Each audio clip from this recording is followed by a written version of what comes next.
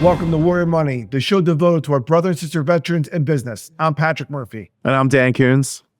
Today, we have an incredible leader, West Point graduate, 23-year Army veteran, co-founder and COO of Veterans Guardian VA Claims Consulting, with 6 deployments and advanced training from West Point, Georgetown, CJSC, and SAMS.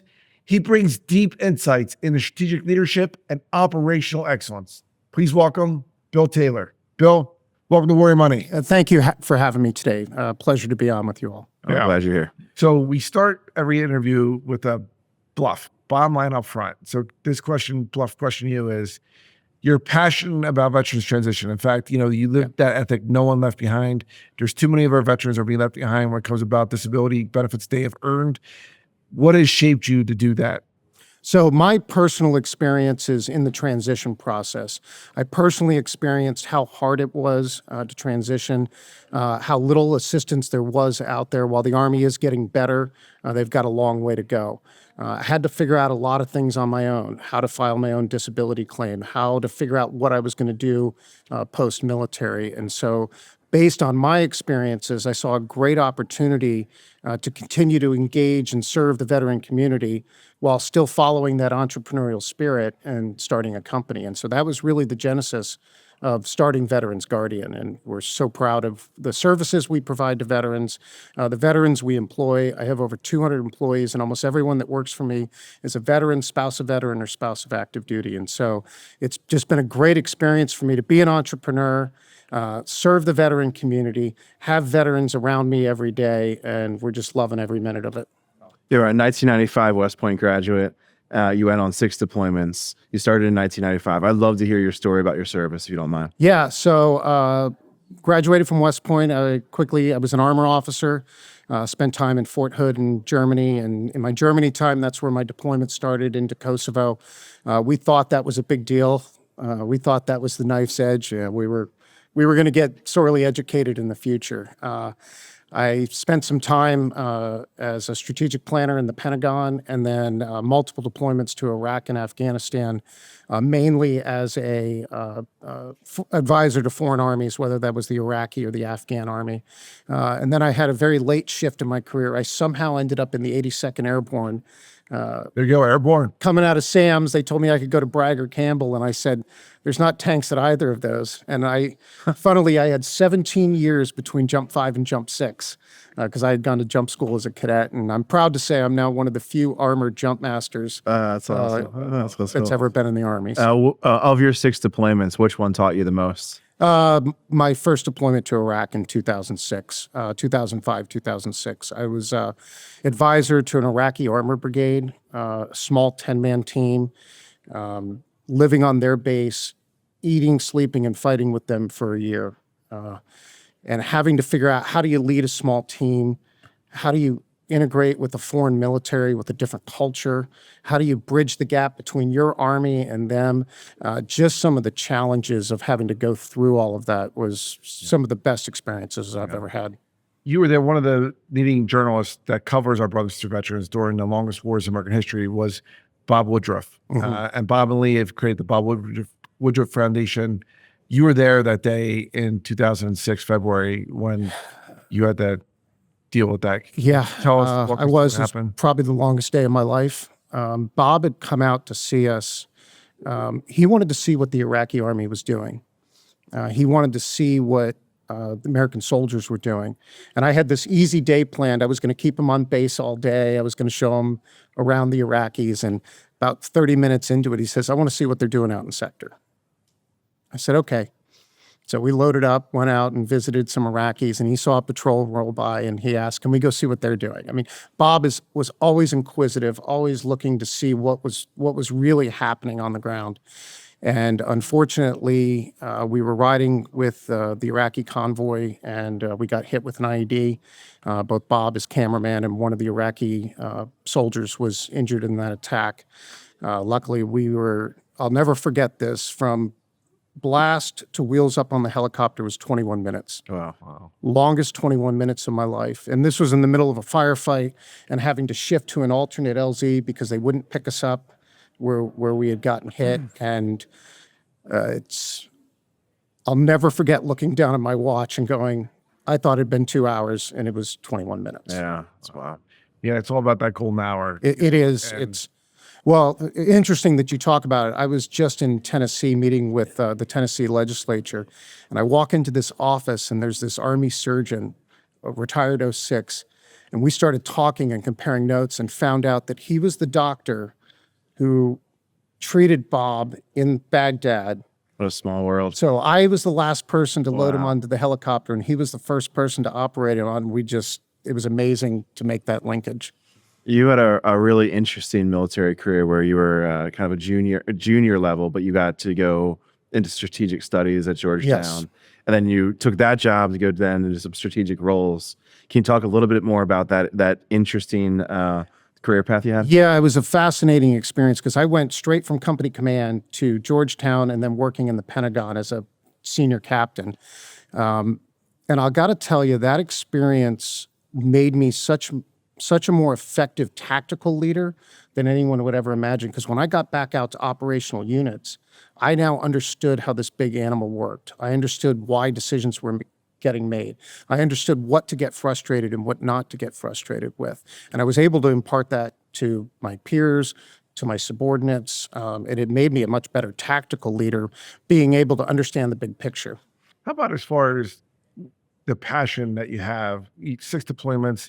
You've seen so many of your own troopers. You have to go transition out of the military. Especially when you have junior enlisted, who might be struggling, financially. What did you see that gave you that sense of purpose to do Veterans Guardian? So when you think about what we've done for the last 21 years in war, there is no way that any soldier is coming out without some type of impact on their physical and mental health. And we as a country made a commitment to correct that impact. And we do that through VA disability benefits. And I just see too many of my peers, fellow veterans, who are not getting the benefits that they've earned. When you look at, there's roughly 19 to 20 million veterans out there. Only about 25% of them have any type of VA rating. To me, that's wrong. And I saw that veterans were having a very difficult time finding assistance. That it's a very difficult process. It's a very arcane process. You need professional help to get through it in many cases, unless you're willing to spend hours and hours and months and years figuring it out on your own. Just too many people don't have the time or the resources to do that. And so I see our job is to advocate for every veteran that walks in our door and ensure that they are getting all the benefits that they've earned through their service. Yeah, but I think that we leave no one behind, especially when there's That's right. every year roughly 200,000 of our troopers leave active service. That's right. Become veterans and military spouses as well. I mean, Yeah. there's about 24% unemployment with military spouses. We have to do a better job. And in many cases, these benefits are game changing. I mean, they're life altering Yeah. for some of these Yeah. veterans. And when you think about the value of a lifetime tax-free benefit, I mean, it can change opportunities for veterans. It can give them the opportunity to maybe go try a different career, try a different job instead of being stuck in one place. Start their own business. Yeah, start their own business. And then I'm most proud of the fact that my employees are veterans. Their spouses are veterans. Their spouses are active duty. And so they come to work every day with a purpose. I mean, my employees love what they do. They love talking to veterans. They love working with them. We have the best of all worlds with this company. We often hear entrepreneurs. We often hear the business news talking about like the massive $1 billion companies or the $5 billion companies or whatever these organizations are doing. But entrepreneurship's a journey, and it starts by just doing your first thing, getting your first client. Can you talk a little bit more about your journey of entrepreneurship? How did you get started? Yeah. Like, where did that come from? Did you take venture money? Like, what was that journey like for you? No, it's been a fascinating journey. I experienced how difficult the claims process was, and that really became my motivation to start the company. We saw that veterans were looking for something different, and so as a transitioning military officer, I found the perfect company to roll into because I got to continue to serve veterans. I got to continue to be engaged in the community. I work around veterans, and so I'm able to maintain everything that I was used to. When we started it, it was just my co-founder, Scott Greenblatt, and I. We started it working out of an upstairs spare bedroom. It was just two of us. We bootstrapped the whole thing, didn't borrow a dime. The first 3 months we started in August of 17, and through the end of the year, I think we did 40 clients. I'll never forget. I remember the first client. Her name was Miriam Fias. We knew her from Iraq. She was a gate guard. A lot of our first clients were just friends, people that we knew, acquaintances. You want to do right by them, that we wanted to do right by, and we figured out how to run the business, how to set it up, how to set up our processes, and it was a hard struggle. It took us about 3-4 months to really get things running, and then we were itching to start hiring, and my business partner was like, I want to hire. And I said, nope. I said, we are able to run this on our own. We're starting to generate revenue. I'm not hiring until I have 3 months of payroll in the bank. So listen, we're going to talk about the entrepreneurial journey and going through the challenges and just when we come back from break. Is that good? That'd be great. Thank you. Bill. So we'll be right back more with Bill Taylor. Welcome back to Warrior Money. We're joined by Veterans Guardians, Bill Taylor. Bill, you're the COO of Veterans Guardian.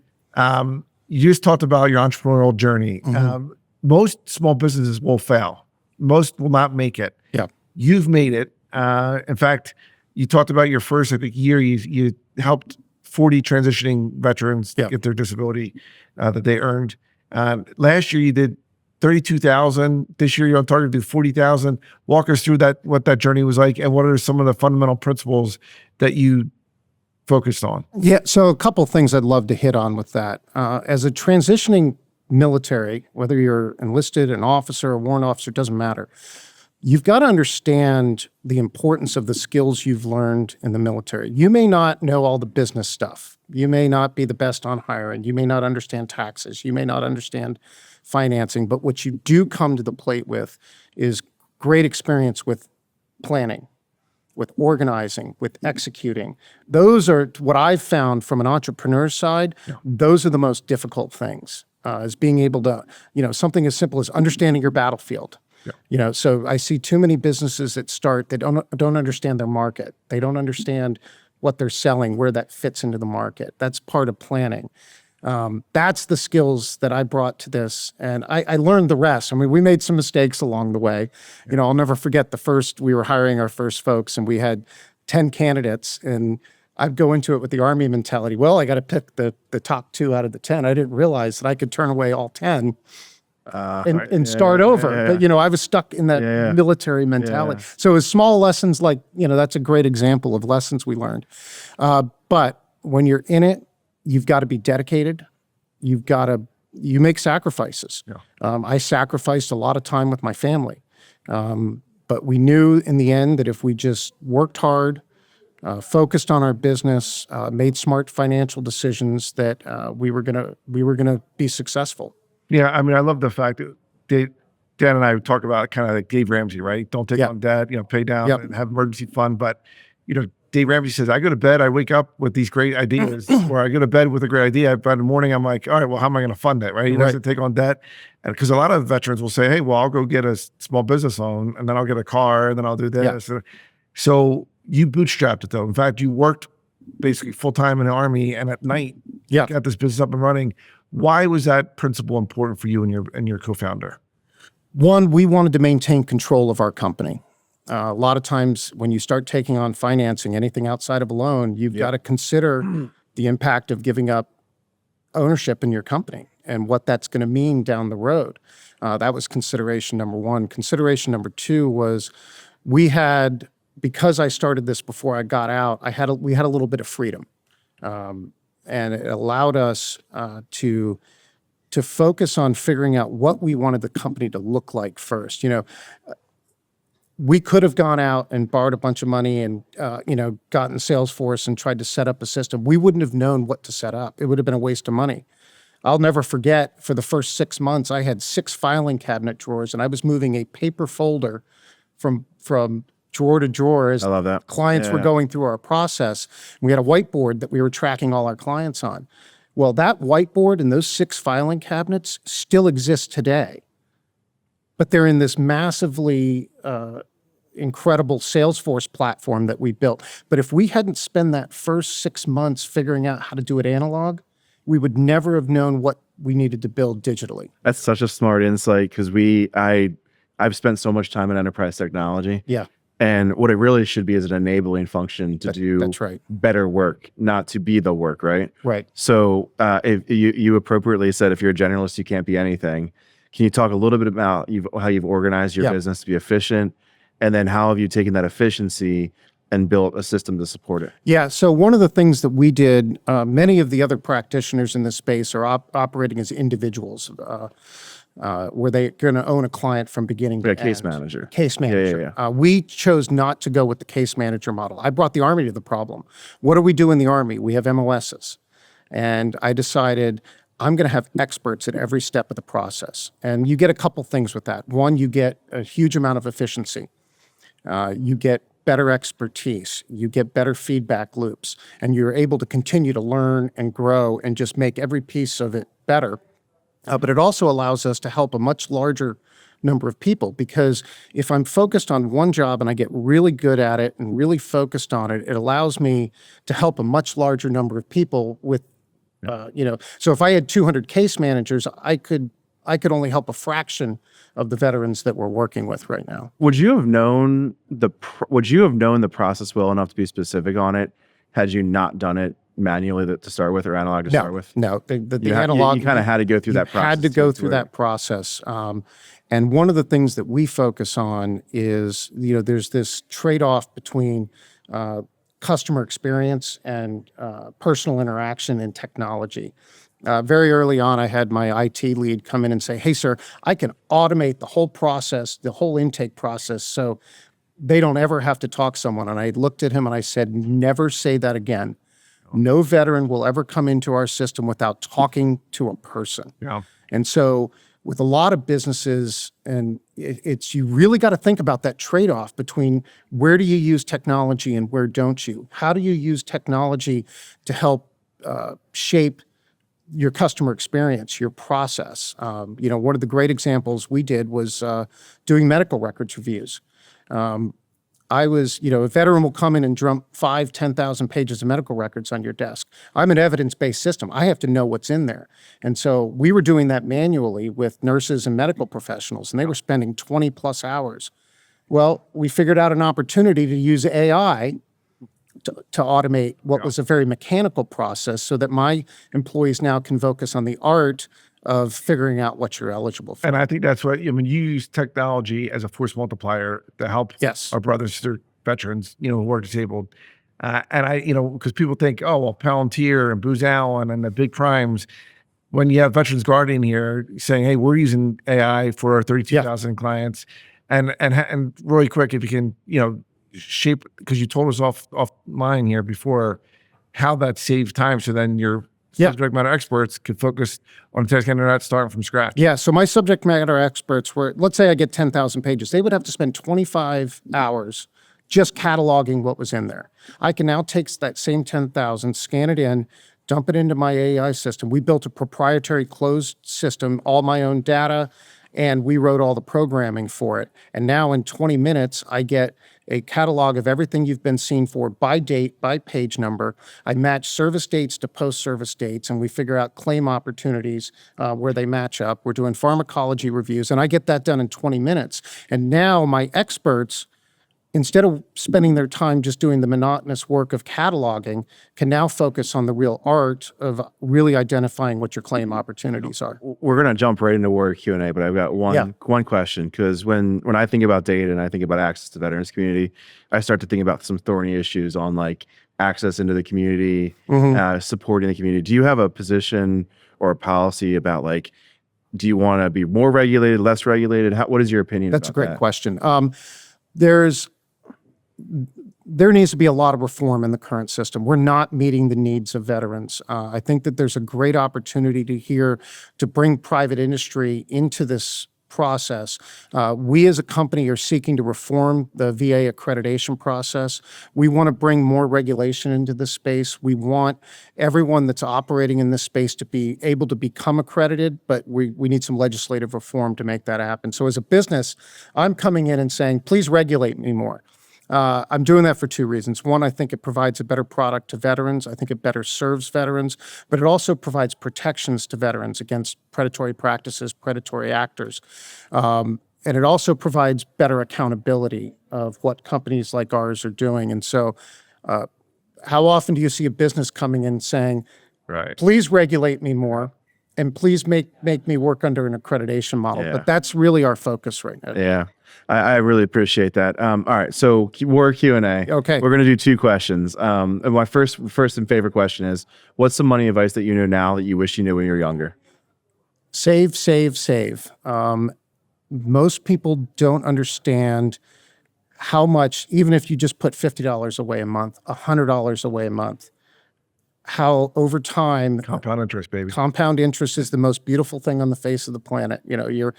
Typically if you're invested in the market, your money's going to double every 7 years. And if I could go back to my 21-year-old self, I would tell myself, even if it's $25 a month, $50 a month, Yeah. put it away. What's the biggest financial mistake you see new entrepreneurs making? The biggest thing I see is them not understanding their market. Not understanding what the market's willing to pay for their product, what they can charge for their product and still make a profit, how much of it they can sell. I see so many veterans that think they have a great idea and just haven't done the market analysis to understand whether or not they can produce enough, sell enough, make enough profit off of it to actually make it a successful business. And if you do that ahead of time, there's opportunities to maybe tweak what you're selling. Yeah. Maybe figure out, do something a little different. But that's one of the biggest mistakes I see a lot of veteran entrepreneurs make. Yeah. We encourage young entrepreneurs or veteranpreneurs. We often cite the fact that, Nike, Walmart, Comcast, Ralph Lauren, all started by veterans. They're global iconic brands. But in the World War II generation, about half the veterans started doing small business. Yep. Our generation of Iraq, Afghanistan veterans or post-9/11 veterans, it's less than 5%. So I think access to capital is a big deal, but also understanding, as you said, what pain point are you solving? What's the market going to pay for that pain point, et cetera? Bill, it's been an honor to have you on Warrior Money. Best of luck, my friend. No, thank you. Appreciate it. So that's our show. So listen, subscribe, and review Warrior Money on Apple Podcasts, Spotify, or anywhere else you get your podcast, or find us at Yahoo Finance. I'm Patrick Murphy. And I'm Dan Coons. We'll see you again next week.